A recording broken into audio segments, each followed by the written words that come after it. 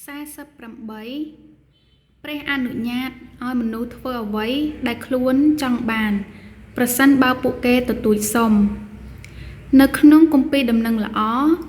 មានសាច់រឿងមួយដែលឪពុកមិនបានហាមកូនប្រុសក្នុងការចាក់ចែងពីផ្ទះនោះទេ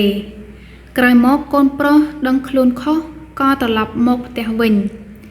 បើឪពុកមិនអនុញ្ញាតឲ្យកូនប្រុសចេញពីផ្ទះទេនោះការនៅក្នុងផ្ទះក៏មិនខុសពីការជាប់គុកដែរទាំងទេវតានិងមនុស្សត្រូវបានបង្កើតឡើងជាបុគ្គលល្អឥតខ្ចោះដែលមានសេរីភាពនៃឆន្ទៈនិងសេរីភាពនៃការជ្រើសរើសម្យ៉ាងវិញទៀតនេះជាភស្តុតាងដែលថាទេវតានិងមនុស្សមិនត្រូវបានបង្កើតជាមនុស្សយន្តដើម្បីធ្វើតែអំពើល្អនោះទេប៉ុន្តែជាមនុស្សដែលមានសេរីភាពពេញលេញដូចនេះវាមានសារៈសំខាន់ក្នុងន័យថាទេវតាអាចបះបោរប្រឆាំងនឹងព្រះដូច្នេះមនុស្សត្រូវបានផ្ដល់សេរីភាពពេញលេញក្នុងការឆ្កាងព្រះរាជបុត្រានៃព្រះផងដែរដោយសារយើងត្រូវបានផ្ដល់សេរីភាពបែបនេះ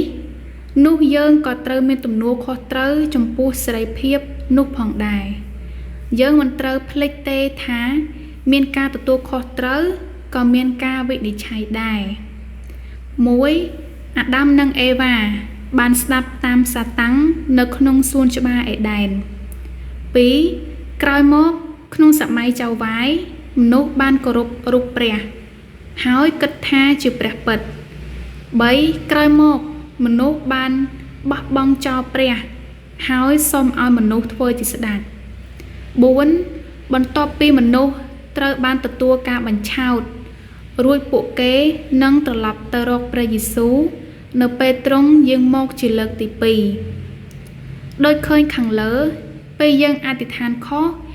ប្រៀបបានដូចជាក្មេងសុំឪពុកម្ដាយក្នុងរឿងអ្វីមួយដែលខុសដែរពេលអធិដ្ឋានអ្នកត្រូវតែមានភាពគួរសមចំពោះព្រះហើយមានសំណូមពរដោយសុភាពរាបសារសមស្របនឹងប្រតិព្រះព្រមទាំងមានភាពប្រុងប្រយ័ត្នជាឧទាហរណ៍ក្នុងសម័យលោកសាមយូអែលមានករណីមួយដែលកូនប្រុសរបស់សាមយូអែលទទួលយកសំណូកហើយមិនបានកាត់ក្តីឲ្យបានត្រឹមត្រូវនៅពេលនោះជនជាតិអ៊ីស្រាអែលបានសុំព្រះឲ្យមានស្ដេចគ្រប់គ្រងលើពួកគេដោយប្រជាជាតិដទៃដែរ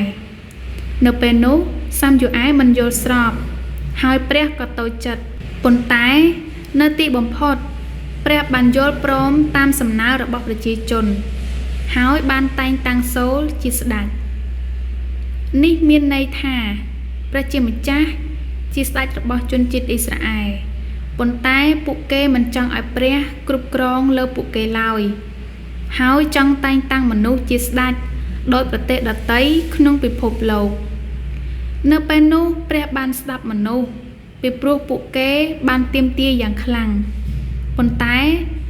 ដោយដែលអាចមើលឃើញពីប្រវត្តិសាស្ត្រអ៊ីស្រាអែលយើងអាចឃើញថាស្ដេចដែលគ្រប់គ្រងធ្វើឲ្យពួកគេជួបប្រទះការលំបាកជាច្រើន